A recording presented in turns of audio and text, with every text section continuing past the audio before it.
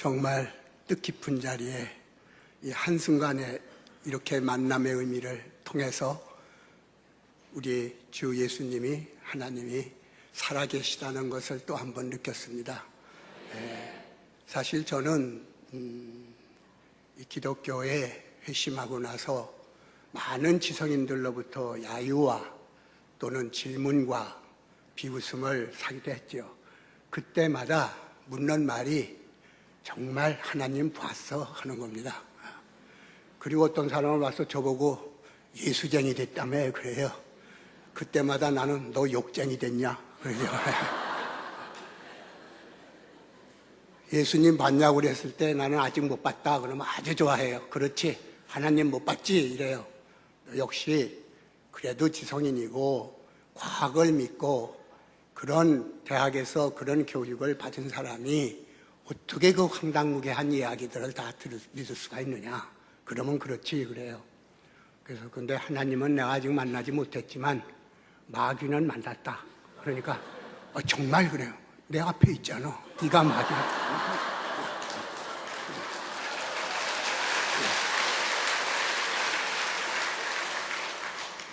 왜냐 그러면 이미 주님께서도 여러분들께서 성경 읽으셨겠지만은 너희들이 가는 곳마다 핍박을 당하리라 하는 얘기를 하십니다. 그러니까 내가 핍박을 받고 보니까 친했던 사람, 아무 이해관계 없던 사람들이 손가락질하고 핍박을 하니까 정말 살아계시는 주님이 계시구나 하는 것을 느낀 것이죠. 사실 제가 오늘 여기에서 여러분들 만나보는 거 언뜻 생각하면 아무 의미가 되지 않습니다. 제가 무슨 큰 성직자라 여러분들 은혜를 드릴 만큼 그러한 그 신앙심이 강하고 또 하나님이 저를 그렇게 사역을 해서 쓰시는 그런 사람이 아니기 때문에 사실 이 만남이라는 것이 그냥 스쳐 지나갈 수 있어요. 그러나 생각해보면 생각할수록 주님의 뜻이 없었으면 오늘 이 순간에 여러분들은 이 자리에 앉아 계시지 않았을 것이고 저는 이 자리에 설 수 없었을 것입니다. 왜냐 그러면 내 딸이 눈을 앞을 못 볼 정도로 심한 망막박리가 되지 않았더라면, 내가 그때 하와이에 가지 않았더라면, 그리고 그때 내가 절실하게 하나님께 얘 눈만 뜨게 할 수 있다면, 볼 수 있게 한다면 내 모든 마지막 여생에 작은 힘, 천한 나의 재능을 바치겠나이다라고 약속을 하지 않았더라면, 그리고 제가 세례를 받지 않았더라면 오늘 이런 만남이 이루어졌겠습니까? 그러니까 벌써 이것은 5, 6년 전 여러분들하고는 전혀 관계없었던 한 개인의 이 아버지와 딸 사이에 일어난 일이 오늘 여러분들하고 처음으로 텔레비전이나 글이 아니라 살아있는 사람의 모습으로 서로 침이 튀는 살아있는 사람의 음성을, 얼굴을 함께 만나게 된 것은 이미 5, 6년 전에 그런 일이 없었더라면 오늘 이 순간은 없었을 것입니다. 이것이 다 하나님께서 예정하시고 점지하시고 모든 것들을 이루시게 하는 살아계시다는, 지금 여기에 계시다는 하나의 증거일 것입니다. 더더구나 저는 이틀 전에 병원에서 이 위하고 대장 그 내시경을 통해서 전부 검진을 받았어요. 그때 만약에 제가 좋지 않는 여러 가지 것이 발견되고 좀 상태가 좋지 않았으면 어떻게 여기 아무리 오고 싶어도 올 수 있겠습니까? 더군다나 제가 그때 이 내시경을 다 끝나고 나더니 의사 선생님이 그걸 보여주는 거예요. 그 안에 일일이 어디 용종이 있고 이런 걸 다 보여주는데, 그때 정말 내가 기가 막힌 것은 내가 내 몸인데 남은 저렇게 환이 안 온대. 내가 모르잖아요. 그 안에 뭐가 있는지. 여태까지 지성이니 뭐니 영성이니 하고 다녔는데 영성은커니와 지성을 가지고서도 내가 내 몸 안에 있는 내장도 하나 못 보는 사람이 뭘 그렇게 큰 소리 치고 다녔느냐. 그렇기 때문에 하물며 내 내 몸 안에 있는 것도 내가 모르는데 저 하나님, 저 먼 곳에 계신 그분의 은총과 은혜, 그것을 어떻게 내가 그동안 알았겠느냐. 참 지성의 무력함, 그 병에 걸려서 몸이 좋지 않기 때문에 내시경의 도움을 받아서 내 속을 들여다봤을 때 내 몸속에 이런 게 있구나, 저런 게 감춰져 있었구나, 그것도 모르고 나는 있었구나. 이런 것들을 생각해 보면은 정말 우리가 하나님의 뜻 없이는 한치도 앞을 볼 수 없는 그러한 무력한 존재임을 다시 한번 느낀 것이죠. 사실 저는 여러분들께 무슨 하나님을 믿는 신앙심이나 또 하나의 크리스찬으로서 살아오신 그것에 비하면은 저는 이 자리에 설 사람이 못 됩니다. 왜 그런가 하면 저는 아직도 믿음이 약하고, 솔직히 고백하면 베드로 같은 지상의 반석 위에 교회를 세우는 그러한 막중한 임무를 받으신 분도, 또 예수님하고 평생을 같이 지내고 기적을 이적을 행하는 걸 보고 모든 것을 본 사람도 예수님이 십자가에 못 박히시고 아무 일도 일어나지 않으니까 다 제자를 흩어졌잖아요. 옆에서 이적을 보고 직접 이야기를 듣고 하나님 음성을 듣고 손을 잡았던 그 12 사도들도 때로는 배신하고 때로는 다 도망가는데, 몇천 년 전, 그것도 성서를 통해서 목사님의 말씀을 통해서 겨우 아는 그분을 내가 정말 믿는다면 그거 자신 없다, 거짓말이다 하는 거예요. 그래서 저는 솔직한 얘기로 아직도 신앙심이 부족한 사람이고 내 신앙의 강건함을 남 앞에서 이야기하지 못하는 사람입니다. 아직도 신앙심이 약하고 제가 늘 참회하고 어려운 여러분들보다 훨씬 못한 사람이기 때문에 이 자리에 서서 간증을 하는 것이죠. 왜냐 그러면 제 얘기를 들으면 그래도 위안이 될 거예요. 저 사람보다는 그래도 내가 낫다. 저 사람보다는 낫다. 저런 사람이 올라와서 간증하는데 나보고 하면 얼마나 잘할까. 용기를 여러분들에게 줄 수가 있고, 제가 오히려 참여하러 여기에 나왔지 내 신앙심을 또 내 딸과 함께 지금 이러이러한 은총을 받았다고 감히 여러분들에게 이야기하러 나온 사람이 아니라는 사실입니다. 사실 저는 유교 집안에서, 엄격한 유교 집안에서 자랐기 때문에, 우리 딸도 그것 때문에 최근 기독교 방송에서 얘기하는 거 보고 깜짝 놀랐어요. 여태 몰랐어요. 얘가 글 쓴 것도 사실 제가 이 땅끝의 아이라는 것도 제가 읽지 못했어요. 구술한 것을 그냥 출판사에서 냈기 때문에 그 안에 내 욕이 있는지 없는지도 모르는데 내 욕을 잔뜩 써놓은 거예요, 보니까. 그러니까 알았더라면 그거 내겠어요?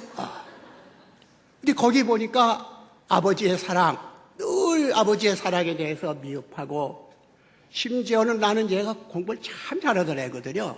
뭐 아는 사람 다 알려진 얘기지만 언제나 수석하고, 내가 서울대학, 집사람도 서울대학이니까 서울대학 가려고 그러다가 얘가 이 공부 잘하는 사람들만 모여가지고 이 과외를 하는데, 설날인데 그때는 뭐 이런 과외 학원 있는 게 아니고 그 학생 집에서 모여서 이렇게 덜 공부를 하는데, 그룹 스터디처럼 문을 안 따주더래요. 정월인데. 왜 그러냐니까 정월에 여자가 들어오면 재수없다고 남학생 기다려서 남학생 들어오면 오라고 거기다 세워놨다는 거예요. 정초에. 거기에 아주 그 분노를 느껴가지고 나 남자 있는데 안 간다. 그래서 여자대학에 와가지고 3년 만에 나와가지고 바로 미국에 가서 이 영문학 하다가 변호사 시험 치고, 또 그해 바로 바시험이라고 대단히 어려운 걸 보고 이래서 검사가 되고, 이렇게 했기 때문에 나는 얘가 순탄하고 고민하지 않고 행복한 가정에서 정말 공주처럼 자란 줄 알았어요. 지금까지도 그렇게 알았어요. 근데 이 책 나오고 보니까 전혀 얘기가 달라요. 내 방에 몰래 와가지고 오죽 답답하면 술을 퍼마셨다는 거죠. 근데 나는 얼마나 딸에게 관심이 없었느냐면 술 없어진 것도 몰랐다고. 그래서 내가 내가 딸을 사랑한 게 아니구나. 여러분들이 나는 예수님을 믿고 사랑을 누구 한다고 생각하지만 정말 그거는 자기도 모르게 사랑이라고 알고 믿음이라고 알았던 것이지, 정말 절실한 극한 상황이 왔을 때 그게 사랑이고 믿음이라고 말할 수 있겠던가. 여러분들께서도 시험을 해보시면 알게요. 어디 가서 누가 나 하나님 아들이야 하면 비웃을 거예요. 쟤 미쳤다고, 지가 하나님 아들이라고 그런다고. 그런데도 밤낮 매일같이 주기도문 할 때 뭐라고 하셨어요? 하늘에 계신 우리 아버지라고 하셨잖아요. 그런데 정말 아버지, 자기가 딸이고 아들이라고 어디 가서 말하신 적 있어요? 그러니까 우리가 알고 있는 거하고 실제 하는 거하고 너무 다르다는 거예요. 내가 지금 저는 하나님 아들입니다 그래 보세요. 다 뭐라고 웅성웅성 하죠. 근데 왜 주기도문 외울 때 우리 아버지 이름을 거룩하게 여기옵시고 그 왜 그런 말을 하냐 이거예요. 그러니까 머리로 하는 거하고 가슴으로 하는 거하고 행동으로 하는 게 전혀 다르다는 거죠. 그렇기 때문에 나는 딸이 필요한 피아노를 사주면, 걔가 즐겁게 피아노를 치면 내 사랑이 전달된 걸로 알고 얘가 행복한 것으로 알았어요. 그리고 얘가 늦게 공부하면은 거기 가서 내가 좀 집사람하고 뭐 먹을 걸 갖다 주고 얘 열심히 해 하고 말만 하면은 얘는 아버지 어머니 사랑을 느끼는 줄 알았죠. 그런데 정말 얘가 필요할 때, 남에게 말 못하고 혼자서 고민할 때 나는 걔가 뭘 아파하는지 몰랐다는 거죠. 지금까지도 그랬던 거죠. 그런데 그의 아픔을 남편도 자식도 아버지도 어머니도 다 스쳐 지나가는데 그 아픔을 만약 알고 계신 분이 있다면 어떻게 안 믿겠어요? 어떻게 그분한테 무릎을 꿇지 않겠어요? 그렇기 때문에 저는 솔직한 얘기로 세속적인 의미로 보면 딸을 뺏긴 사람입니다. 사실은 하나님 아버지. 가끔 뭐 아버지 뭐 이러면 내 얘기인 줄 아는데 뭐 하나님 얘기하는 거예요. 내 앞에서 더군다나. 그럴 때마다 열등의식 느끼지만은 항복할 수밖에 없는 건, 그래 너 이혼할 때 눈물 흘릴 때 나 그 곁에 안 있었어. 너 아들 잃고 울었을 때 나 곁에 안 있었어. 내가 바빴고 그 잘난 글 쓰느라고 너희들이 와서 저녁 굿나잇 인사한다고 아빠 하고 문 열면은 얘는 내 뒤통수밖에 못 봤다. 글 쓰느라고 바쁘니까 막 마감에 밀리니까 건상 그래 잘 자 하고 얼굴도 보지 않고 손을 흔들었죠. 그리고 저는 바빠서 그러니까 면죄부를 받은 줄 알았는데 아이들에게는 깊은 상처를 줬던 거예요.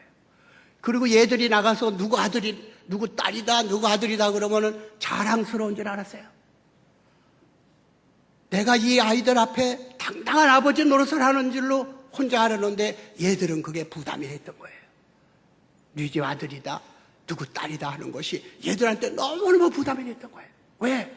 보통 애들처럼 돼야 되는데 주목을 하니까 매사를 무대 위에 올라서 스포트라이트를 받는 하나의 배우들처럼 얼굴을 꾸미고 행동을 꾸미고 모든 걸 꾸몄다. 거짓 삶을 살았다는 거죠. 착한 아이, 공부 잘하는 아이.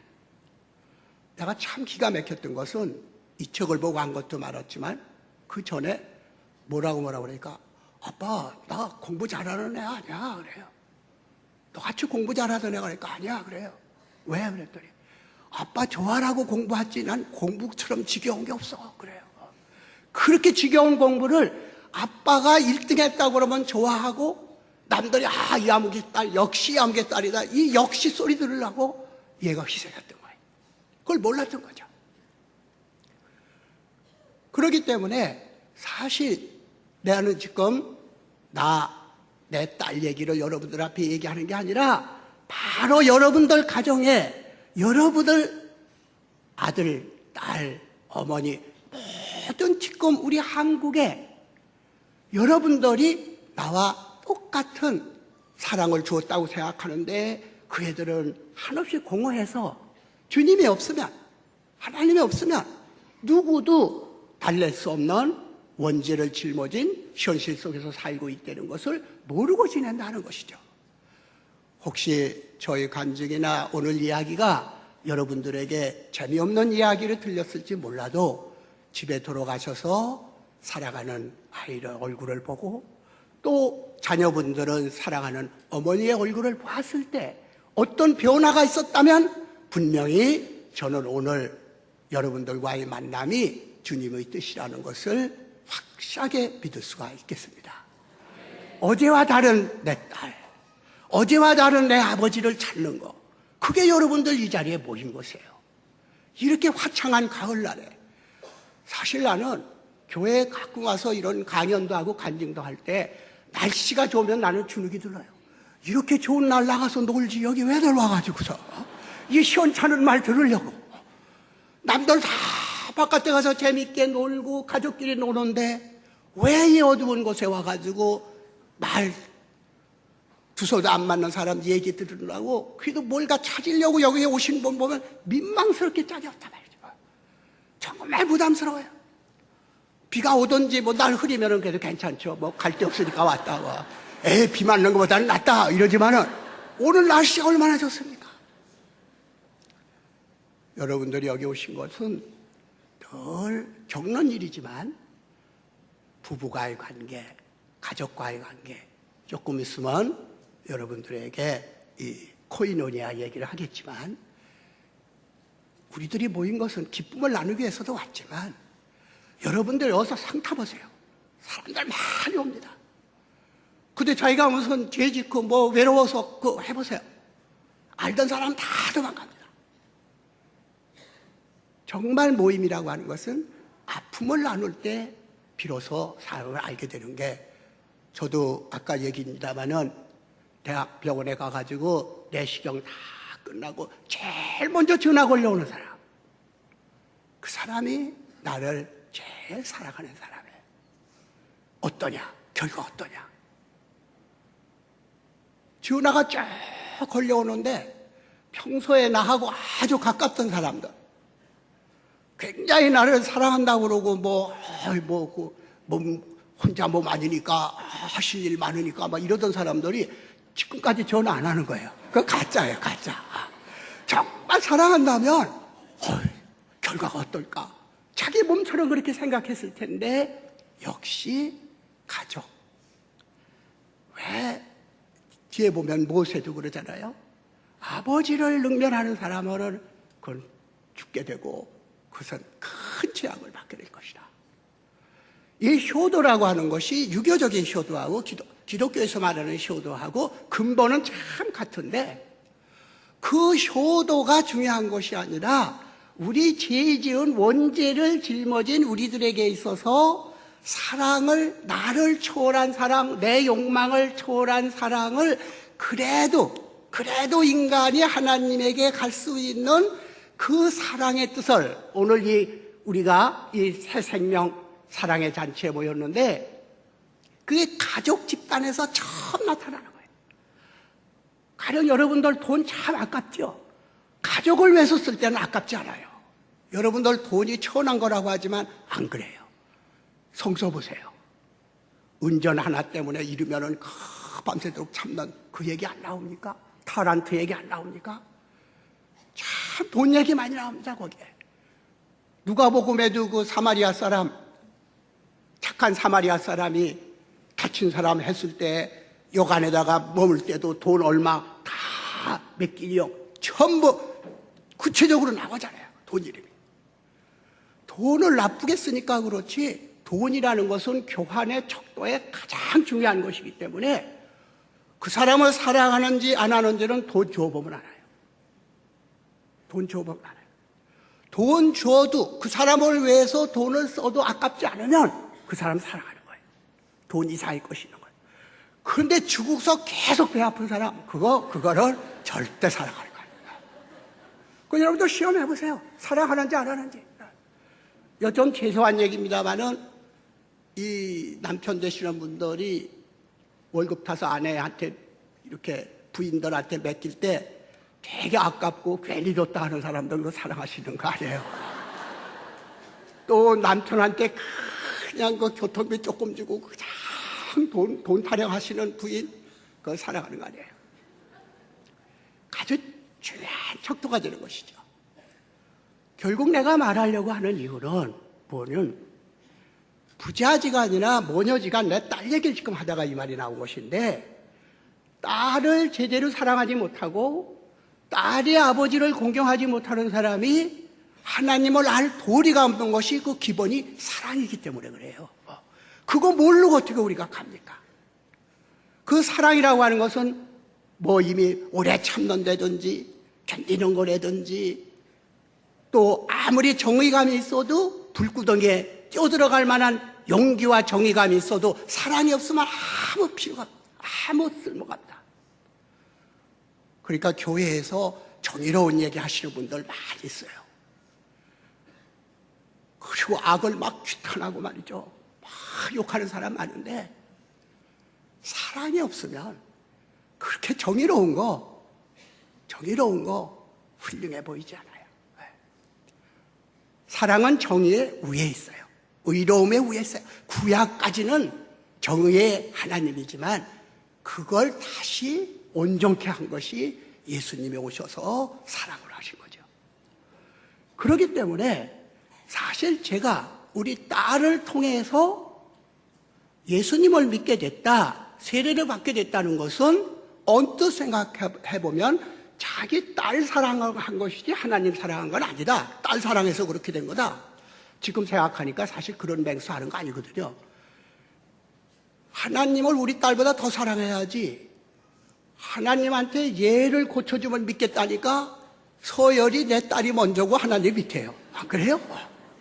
내가 하나님이라면 절대 그런 약속 안 들어줘요. 괘씸해서도 안 들어줘요. 하나님은 사랑합니다. 맡깁니다. 뜻대로 하소서. 그런데 이거 해주면 이렇게 하겠다. 가짜거든요. 정말 하나님이 좋아서 하나님이 알아서 하는 것이 아니고 급하니까 그냥 이용하는 것이죠. 그 뒤에 깨달은 것은 제가 그때 잘못한 것을 조금씩 깨달으면서 내가 지금까지 이기주의자인데 지성을 앞으로 내세운 사람인데 그걸 모든 걸 무너뜨리고 체면이고 뭐고 다 무너뜨리고 무릎 꿇고 울고 이렇게 할 수 있었던 것은 내가 얘에 대한 사랑이구나 하는 것을 느꼈고, 그 사랑을 10배, 1000배로 늘리면 나는 나와 상관없는 사람들 그리고 하나님에 대한 사랑으로 거듭날 수 있겠구나. 그 생각을 한 계기가 된 것이지, 내 눈 우리 딸 눈 고쳐줬기 때문에 내가 예수님 믿었다는 것은 정말 이건 창피한 얘기고, 어디 가서 누가 그 얘기하면은 제일 싫은 소리가 따님 때문에 예수 믿는다며요. 따님 눈 고쳐줘서 그랬다며요. 내가 안과 의사예요? 예? 안과 의사 다 믿어요?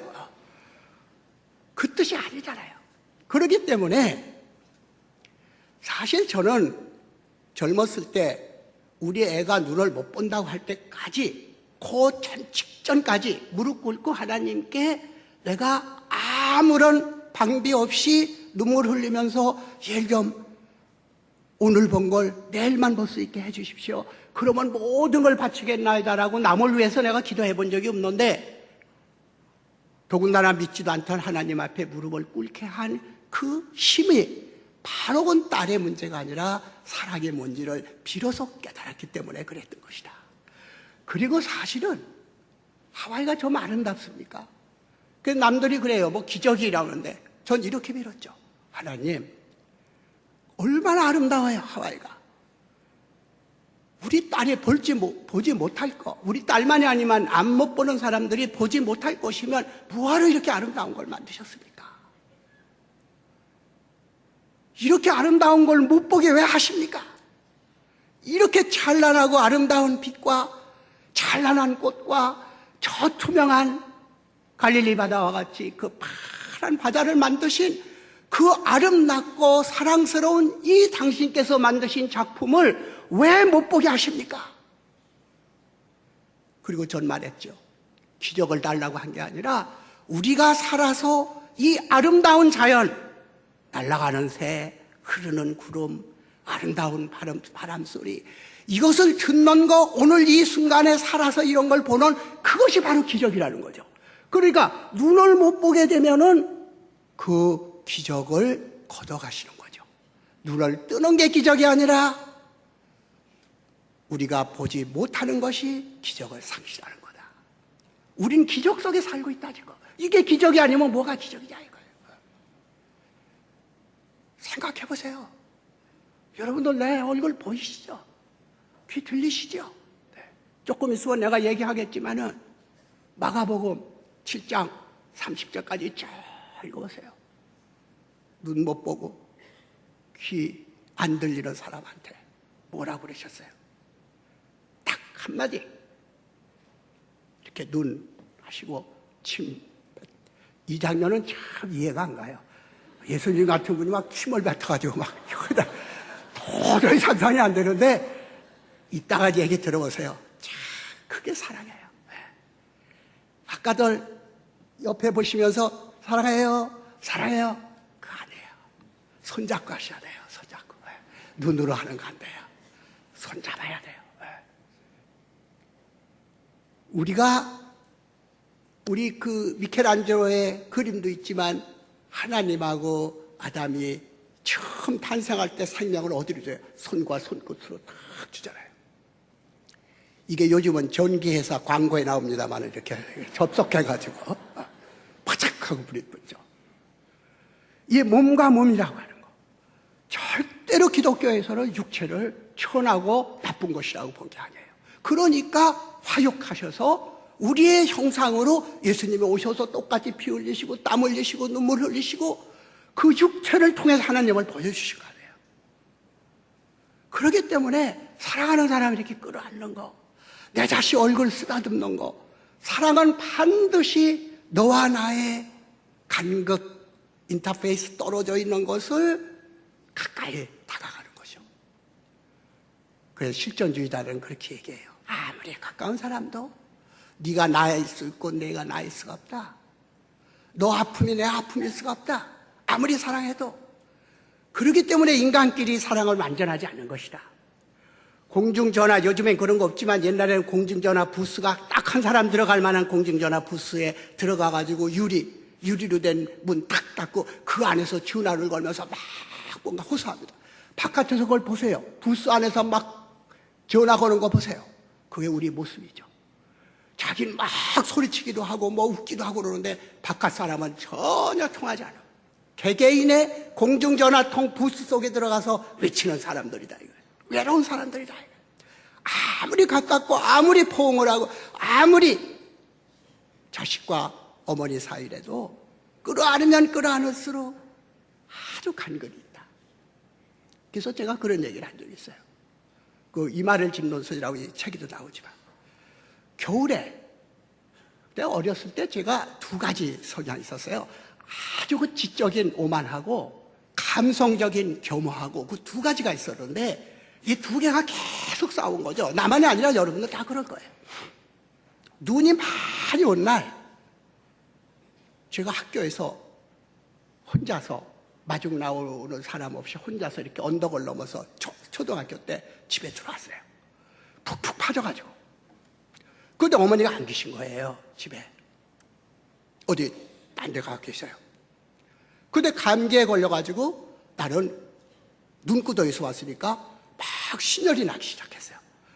그래 막 아픈데 아파서 혼자 막 땀을 흘리고 막 기침을 하고 아픈데 어머니가 저녁 늦게 들어오신 거예요. 그러더니 너무너무 가슴 아프시면서 네가 아픈 걸 모르고 내가 이제 왔구나 하면서 머리맡에 이렇게 앉으시는데 차가운 그 기운이 바깥에서 오셨으니까 차가운 기운이 내 머리맡에 느껴지고 어머니가 손을 나를 탁 이마를 이렇게 짚는 그 순간에 어린아이인데도 굉장히 외로움과 어머니와의 나의 거리를 느끼는 거예요. 왜? 어머니 손은 차가운데 내 이마는 펄펄 끓어요. 차가운 손하고 내 뜨거운 손 사이에 아주 얇은 경계선이 있는 거예요. 뜨거움과 차가움을 동시에 느끼는 아주 얇은 막, 그걸 프랑스 말로는 앙프로망스라고 그러는데 이걸 내가 대학에서 얘기하면 영 몰라서 이런 비유를 듭니다. 여러분들이 지하철 타고 갔을 때 누가 앉았다 나가면 거기 앉으면은 미직지근하죠? 기분 좋아요? 이상한 막이 깔려있는 것 같죠? 보이지 않는데. 그게 인간들끼리 있다는 거예요.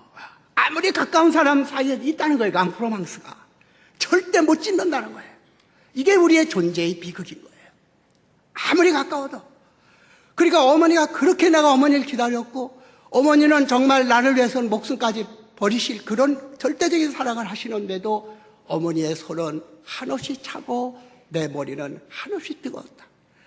그 손과 이마가 마주치는 그 사이에 얇은 막, 이게 어렸을 때부터 나도 모르게 나를 문학을 하게 하고 철학을 하게 하고 실존 철학을 하게 되고 외로움을, 인간이 얼마나 외로운 존재인가를 알게 되는 하나의 어렸을 때의 체험이었죠. 그걸 찌를 수 있는 거, 그거 종교의 힘밖에 없다는 거죠. 인간의 힘으로는 도저히 이건 혈육이나 가족으로도 안 되는 일이라는 거죠. 그랬기 때문에 사실상 저는 그러한 것을 믿었기 때문에, 인간의 한계를 믿었기 때문에 하나님을 믿지 않았을 뿐만 아니라 무언가 하나님의 야속한 생각, 정말 하나님이 계시다면 이럴 수가 있는가? 착한 자가 왜 죽고 악한 자가 살아남는가 말이죠. 내 외손자가 죽었을 때도, 우리 딸아이가 죽었을 때 아무 이유도 없이 죽어요. 갑작스레 세례받고 3개월, 3주 만에.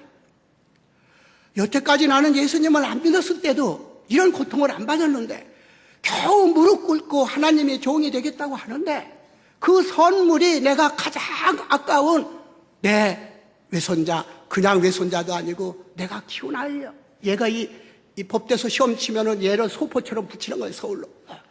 그러면 얘는 어머니 보고 싶으니까 엄마 소리를 절대 안 해요. 누가 엄마 하도 기막아요. 너무 얘 어린 마음에 저 어머니가 보고 싶으니까. 그리고 자다가도 벌떡 일어나면 깜깜하니까 언제 아침이 오나 이렇게 문 열어놓고 조그만 녀석이 새벽에 언제 오나 기다리고 그래. 그리고 내가 출근하려고 그러면은 그 작은 고사리 같은 손으로 내 이 넥타이를 꽉 잡아요. 못 나가게.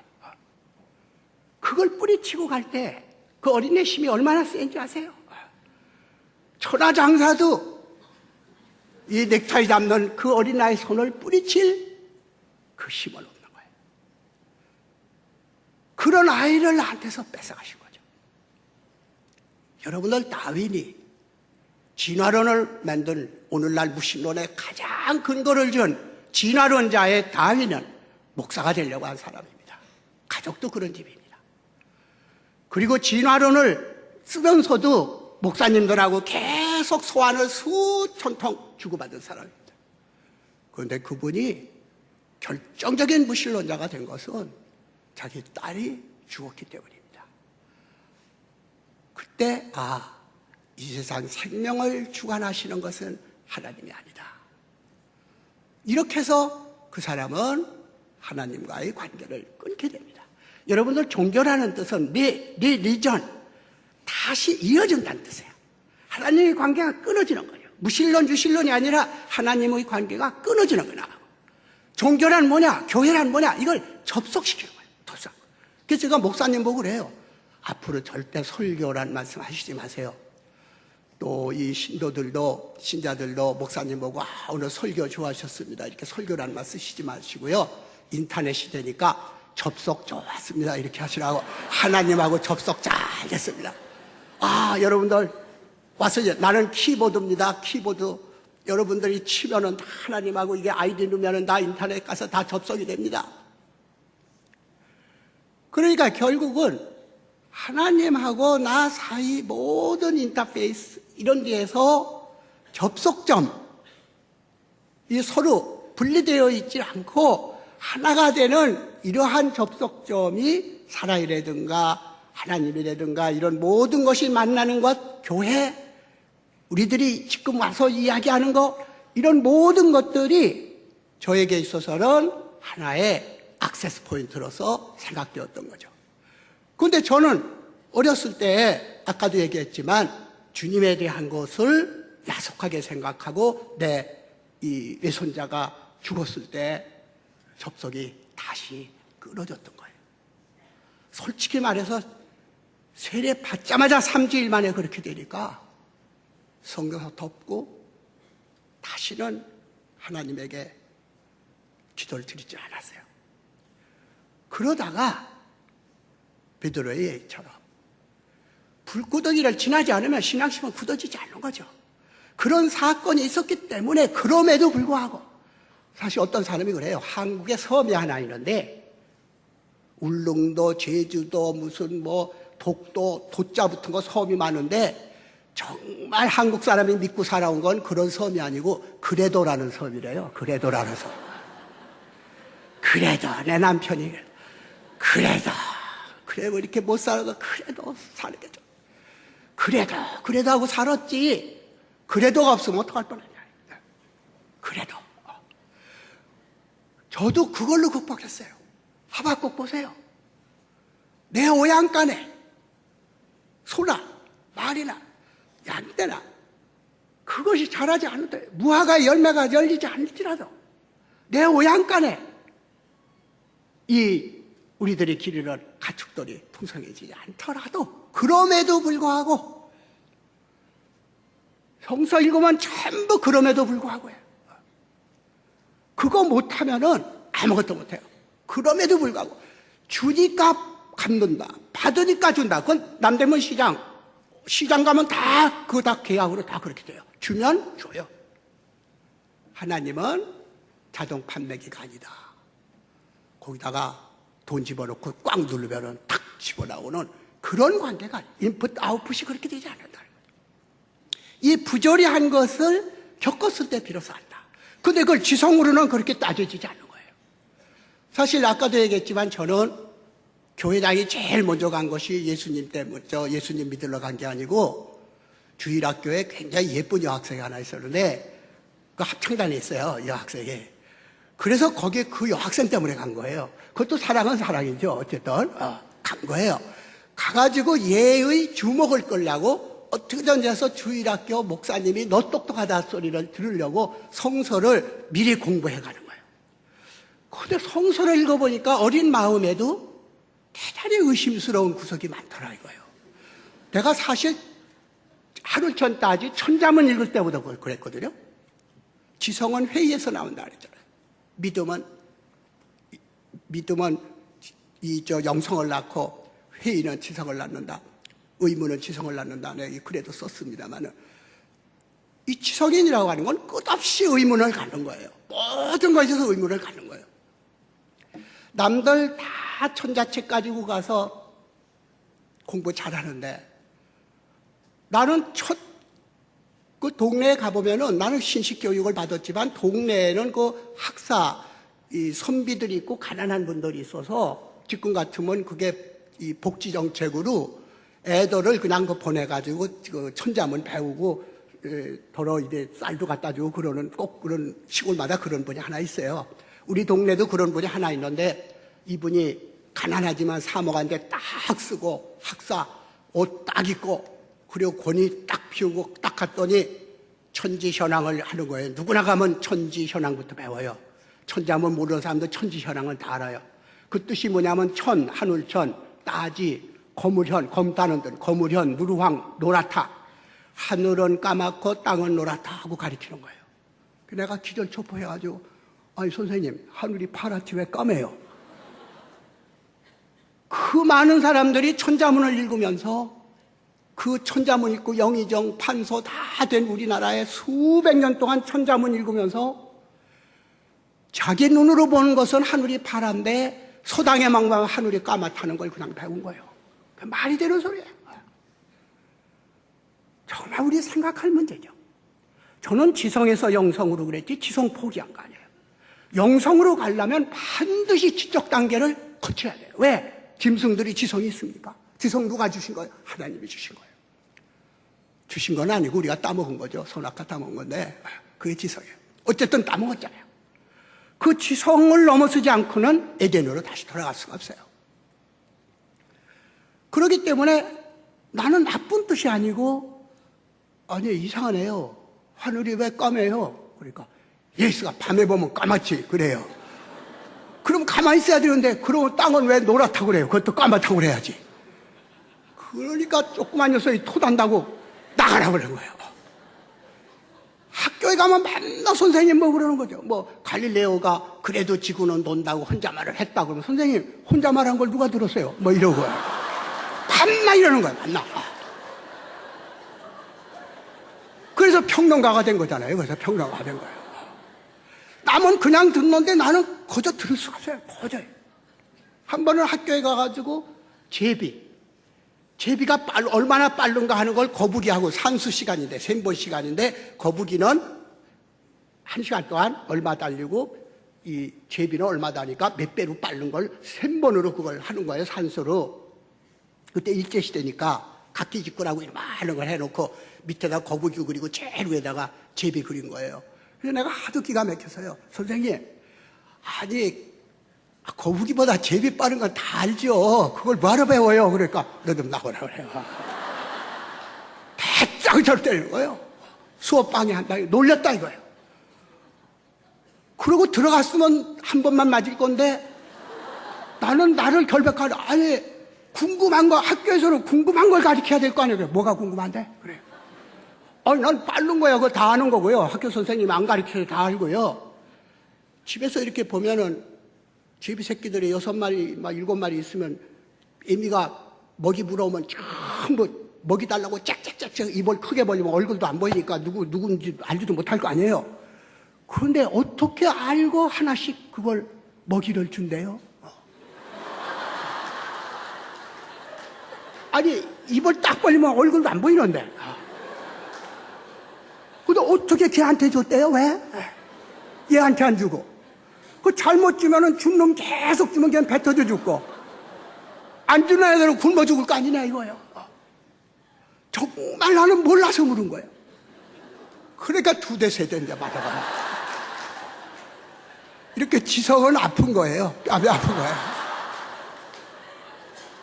구제가 될 수 없죠.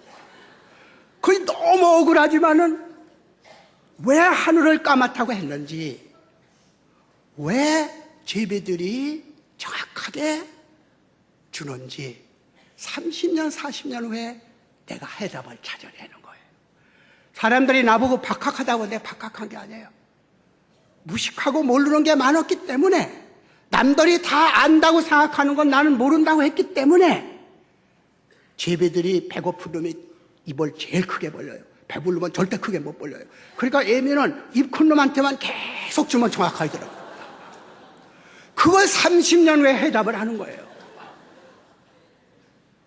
내가 예수님을 맞이하는 것도 그 많았던 그 주일학교에서 여학생, 성가되어 있는 그 여학생 환심을 살려고 목사님한테 질문했던 그것이 40년, 50년 후에 풀리는 거예요. 목사님에 가서 마치 그 노아의 방주 얘기를 하시더라고요. 그러니까 노아의 방주 얘기를 쭉 하는데 우선 그 크기로 봐서 2마리씩 전부 집어넣었다 하는 것도 영 납득이 잘 가지 않았지만, 그거보다도 내가 목사님한테 물어보고, 목사님, 하늘 아래 땅에 있는 생물들을 전부 멸하신다고 그랬죠? 그래. 자기가 만드신 것을 완전히 말하고 다시 거듭 태어나게 다 한 거야. 죄를 졌기 때문에 그런 거야. 그러면 물고기들은 어떻게 됐대요? 물고기는 노아의 방주 들어가면 거꾸로 죽잖아요. 그러니까 사탄아 물러가라! 막 그래요. 그러면 그 여학생이라도 나한테 관심을 표명했으면 그래도 이 사탄 소리는 들었어도 그래도 뭐가 됐을 텐데, 다시는 얘가 나를 쳐다보지 않는 거예요. 걔도 나를 사탄으로 본 거죠. 이렇게 사사건건이 기독교를, 성경을 소위 지성이라는 이름 밑에, 합리성이라는 이름 밑에 얼마나 거짓된 소린가를 계속 그려다 쓴 거예요. 가령 저들이 선악과를 따먹었으니 우리처럼 눈이 밝아지리라. 신얘기거든요. 유일신 하나님은 한 분인데 우리라니. 왜 우리입니까? 우리처럼이라니. 누굴 가리킨 겁니까? 그 당시에는 보통 분들이 말 못해주니까 내가 잘난 줄 알고 그랬지만, 원전을 읽어보면은 나라고 하는 것은 높였을 때, 왕이나 높였을 때, 또 그 당시에 유태의 이 말 쓰는 말에 점잖은 말은, 위대한 사람 말은 나라고 하지 않고 우리라고 그런 거예요. 지금도 우리 마누라라고 그러잖아요. 내 마누라. 그러니까 알아야 되는 거예요. 그런데 그러한 지적인 해의 없으면 그걸 못하는 거죠. 그러면 기독교가 성서를 처음부터 끝까지 계속 전부 그렇게 합리적으로 따져지느냐? 안 그래요. 하나님의 말씀을 땅의 말로 옮긴 것이고, 그걸 더더구나 신학 같은 것은 시라버, 그것도 시라버도 아니고 레반투스라고 해서 레바논 지방의 시랍 사투리입니다. 제대로 된 시라버도 아니에요. 그 시라버로 옮긴 거죠.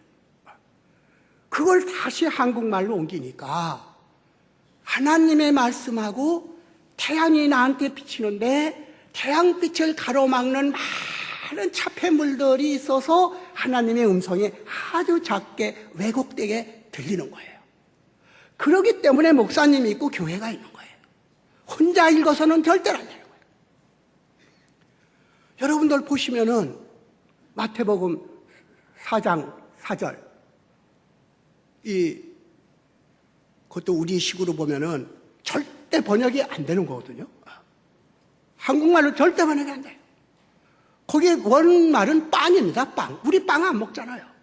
우리는 쌀이니까 밥이지 접장은 빵이에요. 그때 빵이라고 한 것은 그냥 빵을 뜻한 게 아니라 늘 먹는 거, 식탁에 늘 올라가는 것을 이거 제유법이라고 그래가지고 대유라고도 그러는데, 가령 하나를 하여금 전체를 뜻하게 만드는 것을 제유법이라고 그래요. 빵도 있고 치수도 있고 뭐 수업도 있지만은 그 중에서 빵을 늘 먹으니까 전체 음식을 후드를 빵이라고 이렇게 얘기를 하는 거죠. 그러니까 너희들이 에덴 동산에서 쫓겨났을 때도 보면 브레드라고 해요. 양식이라고 안 나거든요. 너희들이 엉겅퀴가 있고 막 이런 데서 밭을 갈아서 빵을 얻을 수 있겠다. 일용할 양식을 주고 피워도 읽어보세요. 데일리 브레드. 나날이 먹는 빵. 이렇게 된 거예요. 그런데 이걸 우리는 굳이 번역하자면 밥이라고 해야 되는데 밥만 먹고 못 살아 그러잖아요. 근데 이걸 떡만 먹고 못 살아 이렇게 돼 있기 때문에 이 목사님이 좀 잘 교회 모르는 시골에 가서 이렇게 할머니들 계신 데서 예수님께서 말씀하시기를 인간은 떡만으로 살아가는 것이 아니니라 그러면은 맞지, 싱거운 소리 다 봤네. 밥도 먹어야지 떡만 어떻게 먹어. 떡이라는 건 주식이 아니거든요. 주식이 아니죠. 웬 떡이냐 그러잖아요. 떡은 어쩌다 먹는 거예요. 왜 떡이냐 그러잖아요. 이건 매일 먹는 거 브레드, 데일리 브레드. 그게 밥이라고 그래야 돼요. 근데 밥이라고 번역하면 어떻게 되겠어요? 돌을 주고 돌멩이를 주고 이것을 가지고 밥을 만들어봐라. 아무리 악마로서니 돌을 주면서 어떻게 밥을 만들어 그래요? 모래를 퍼줘가면서 해야지. 그러니까 이게 내용하고 이게 맞질 않은 거예요. 밥이라고 하면은 모래를 퍼주면서 이걸 밥으로 만들어봐라. 또 빵은 하나님의 육신을 상징하기도 해요. 밥은 덩어리가 아니에요. 이렇게 따지고 보면은 오늘 여러분들에게 제가 간증겸해서 얘기를 하는 마지막 얘기는 아까 약속한 우리의 마가복음 7장 1절서부터 30절까지의 이야기를 보면은 여러분들께서 사랑이라는 건 뭐고, 왜 교회에 나왔고, 오늘 저 사람이 어저께 하루 종일 굶고, 그저께 그 내시경 해가지면서 거여서 왼종일 굶고, 그리고 뭐하러 저 사람이 이곳에 왔나? 그 뜻을 알면 여러분들이 오늘 선택한 하루, 딴 데 안 가고 여러분들끼리 함께 모여서 서로 같이 나눈 거, 어려운 거, 고통, 슬픔을 함께 나누는 의미가 뭐다 하는 것을 느끼게 되는 것이죠. 거기에 아주 중요한 것이 이 아까 얘기한 마가복음 죄송합니다. 7장에 보면은 예수님이 제자들을 이렇게 함께 있었을 때는 손을 씻지 않고 빵을 먹는 거예요. 식사를 하시는 거예요.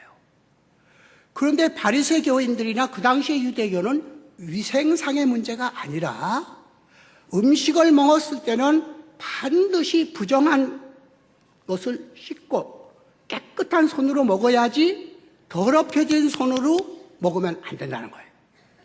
특히 시장에서 오면은 물을 뿌려라. 불로 전부 정화해야 된다는 거예요. 그러니까 바리새 교인하고 예수님은 격렬한 논쟁을 벌입니다.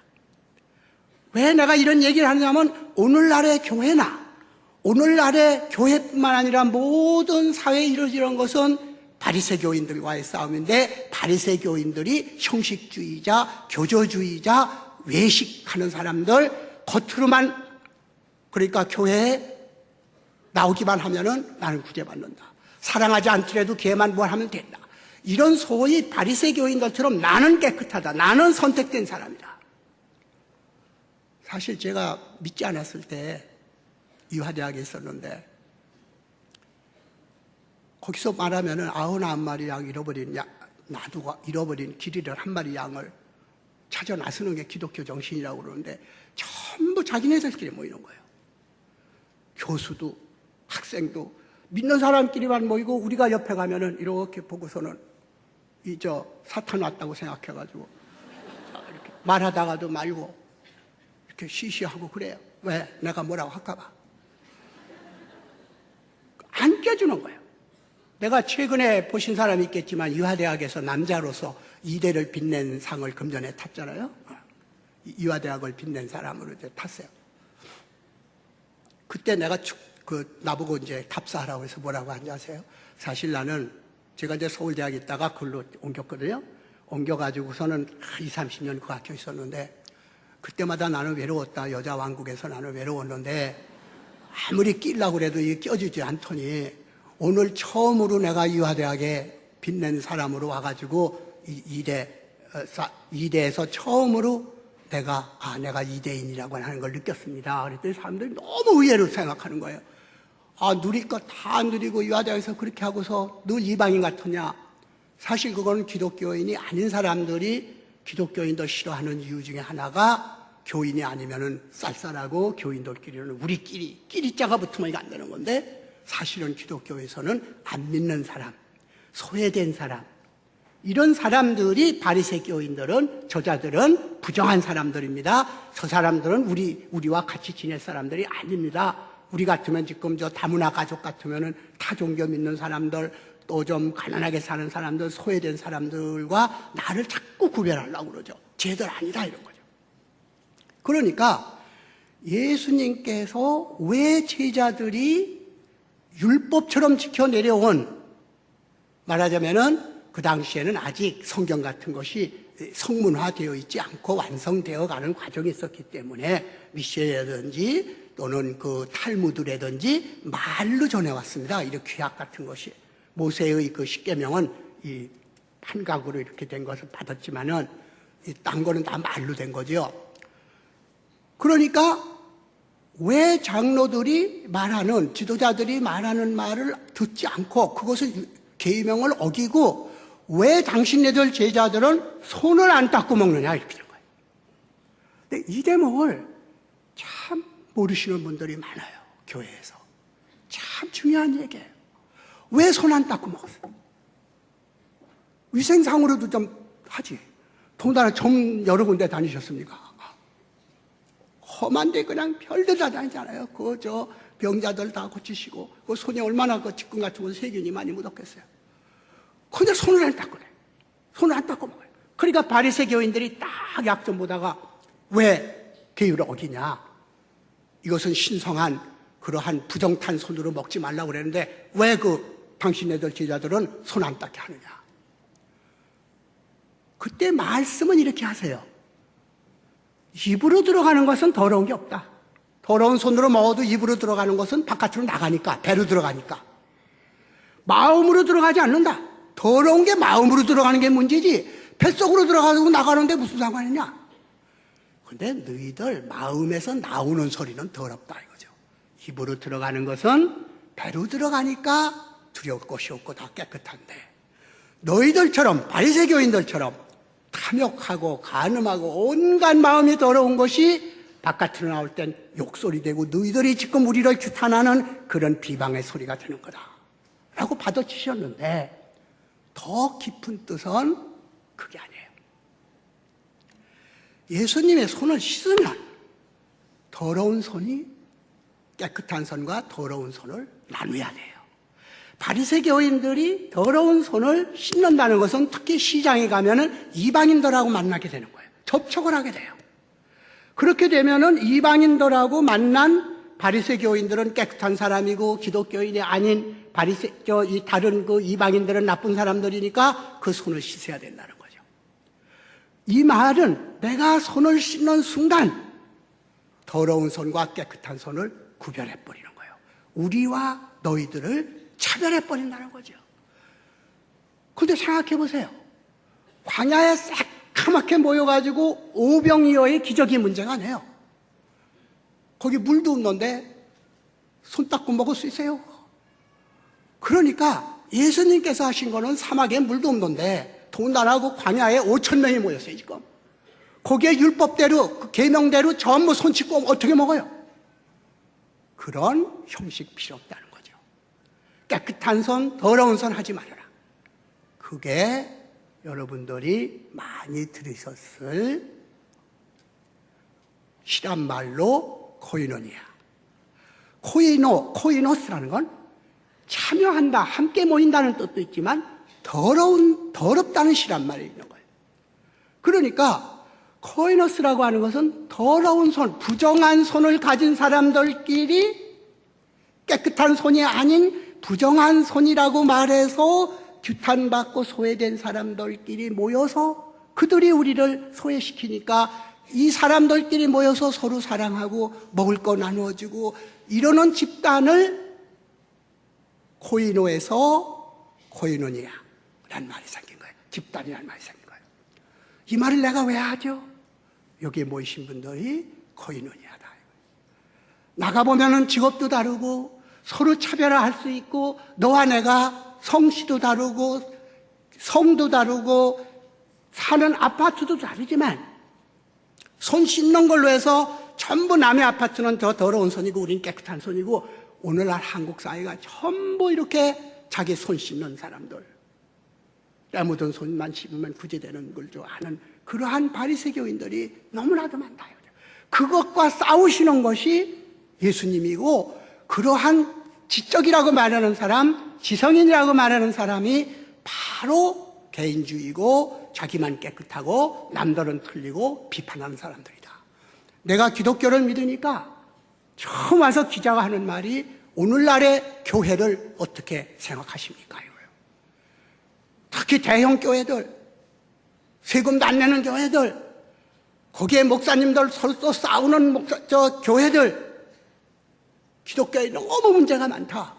어떻게 생각할래? 그때 제가 그렇게 얘기했죠.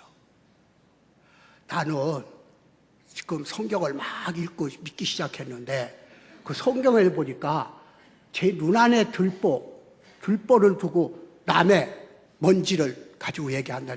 내 눈에 들보 빼기도 바쁜데 내가 보이냐? 내 눈에 들보가 지금 이렇게 있는데 지금 교회에 내가 얘기할 처지가 못 된다. 그래도 이런 걸 어떻게 생각합니까? 그래서 그랬어요, 제가. 참 이상한 얘기를 한다. 당신 배고프면 어디가? 그 왜 식당 가죠? 식당 가서 가끔 식중독 안 걸려? 걸리죠. 그렇다고 식당 영원히 안 갈래? 교회나 인간이 만든 집단에 왜 교회뿐이겠어요? 많은 것들이 있는데 그래도 교회가 코이노스 사람들이 다 자기네들 집단, 권력 집단, 돈 있는 집단 이런 사람들이 선택됐다고 믿지 못한 사람들이 유일하게 갈 수 있는 곳, 차별되지 않는 것이 교회다 이거예요. 그렇기 때문에 배가 고프면 식당에 가고 눈이 고프면 극장에 가고 머리 고프면 도서관 가면 되는데 가슴이 마음이 외롭고 영원히 배고플 때 갈 데가 어디 있느냐. 그게 교회다. 그게 교회다. 여러분들이 여기 온 까닭은 교회가 완벽해서가 아니에요. 완벽했으면 예수님 왜 오세요? 너희들이 죄인이라 믿는다고 하면서도 안 믿고 나쁜 짓 안 한다고 하면서도 믿는다. 성직자나 평신도나 지내다 보면 다 죄를 짓나. 그래서 너희들 힘으로는 절대로 영생을 얻을 수가 없어. 죽음뿐이야. 그래서 내가 대신 짊어진 거니 나를 믿으면 너희들이 완벽하지 않아도 될 것이다. 이게 교회에 오는 이유고 우리가 오늘 청명한 날에 함께 낯선 사람들끼리 모인 것, 이게 코인원이야. 손을 깨끗이 씻지 않고 더러운 상태로 예수님께서 잡수셨기 때문에 더러운 손, 남들이 더럽다고 하는 손들끼리 같이 식사를 할 수가 있는 거다. 내 손 혼자 깨끗하면 다른 사람이 못 먹는다 이거죠. 그렇기 때문에 예수님께서 하신 코이노니아 같은 것이 가장 잘 나타나는 것이, 아주 감동적인 것이, 피곤하셔서 숙소에 들어오셔가지고 나 여기 있단 말 하지 말아라 하는데도 소문이 나가지고 헤레라, 그러니까 헬라 히랍 사람들, 스로보니계의 히랍 여인 하나가 쫓아오는 거예요. 이거는 전혀 종교도 다르고 원수처럼 지내는 그 지역 사람이에요. 스로보니 하나. 스로보니의 여인이 와가지고 예수님께 우리 딸이 지금 마귀에 걸려서 죽게 생겼습니다. 도와주십시오. 그런데 예수님이 왜 그런 지독한 말을 하셨는지 지금 누구 안 가는데 전체 읽어보면 알아요. 예수님이 말이죠, 하나님께서 귀한 것을 자녀들에게 나눠주라고 했지 대주라고 하지 않았다. 그러니까 이 스로보니, 이 헬라 사람을, 그 여인을 개라고 얘기한 거예요. 개라고.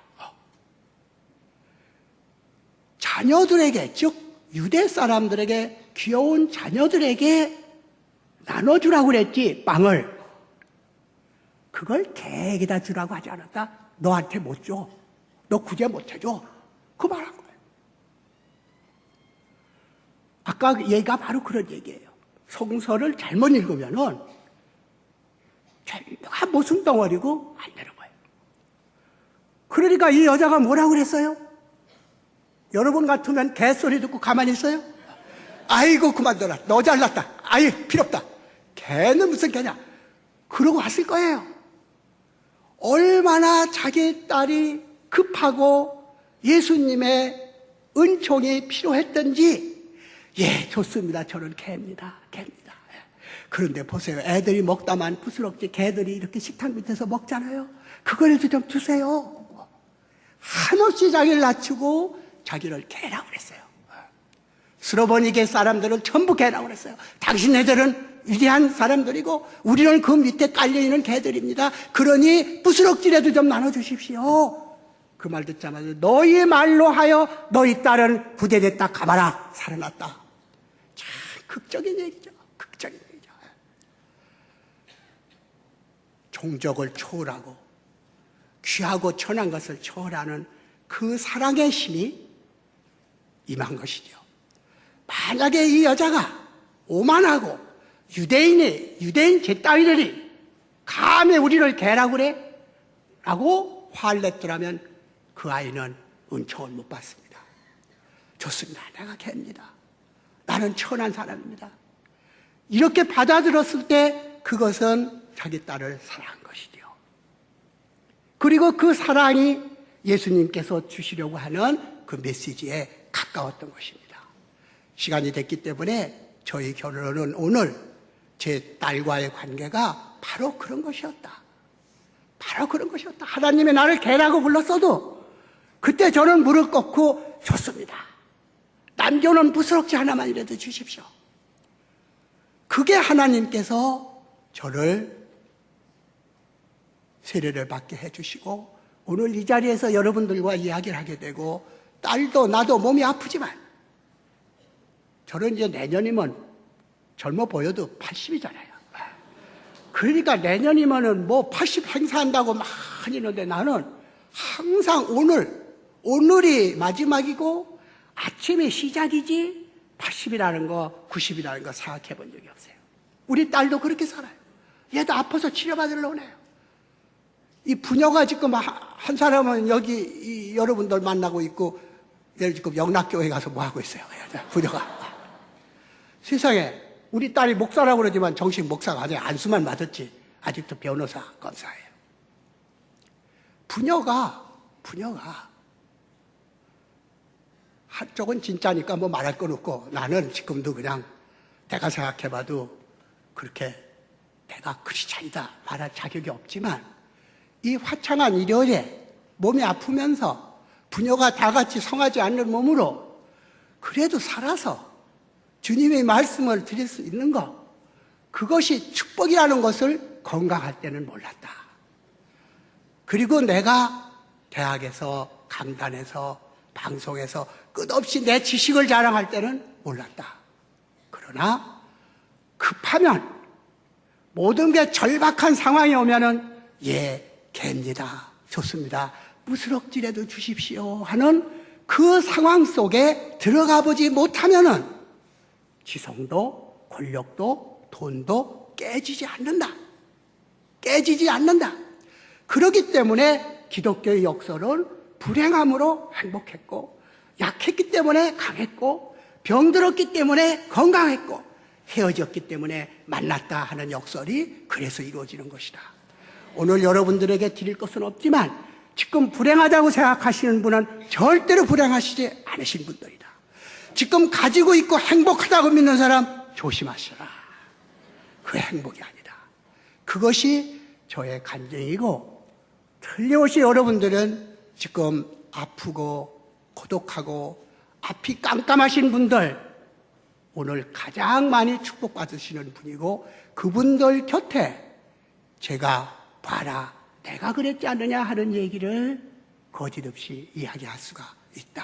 그것이 아마도 이 불초, 그때까지 하나님 은총 모르고 하나님을 폄하하고 때로는 저주하고 이런 사람까지도 데려다 쓰시는 주님의 한없는 사랑과 은총이 어찌 저보다 더한 여러분들을 버릴 수 있겠는가? 이것이 저희 오늘 화두를 맺는 여러분들에게 큰 희망이 있음을 전하는 말로 이야기를 접고자 합니다. 감사합니다.